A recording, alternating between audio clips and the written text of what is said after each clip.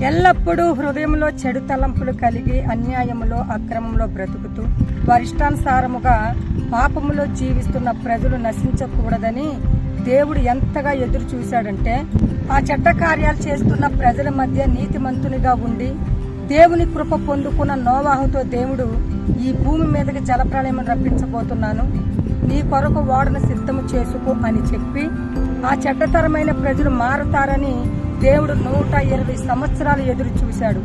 అయినను వారు మారకపోగా ఆ చెడ్డతరము వారు భూమి మీదకు వచ్చిన జలప్రళయంలో మునిగి నశించిపోయారు. అయితే దేవుడు చెప్పిన విధముగా ఓడను సిద్ధపరిచిన నోవాహు కుటుంబం మాత్రము ఆ ఓడలో ప్రవేశించి జలప్రళయంలో మునిగి నశించిపోకుండా రక్షింపబడ్డారు. అలాగే ఈ తరము ఉన్న ప్రజలు మార్పు కొరకు దేవుడు ఎంతో సమయాన్ని పొడిగిస్తున్నాడు. మరి ఎందుకు ఆలస్యము? మీ పాప అనుభవాల నుండి మార్పు చెంది నిత్య నరకంలో పడి నశించిపోకుండా రక్షింపబడండి. ఆమేన్.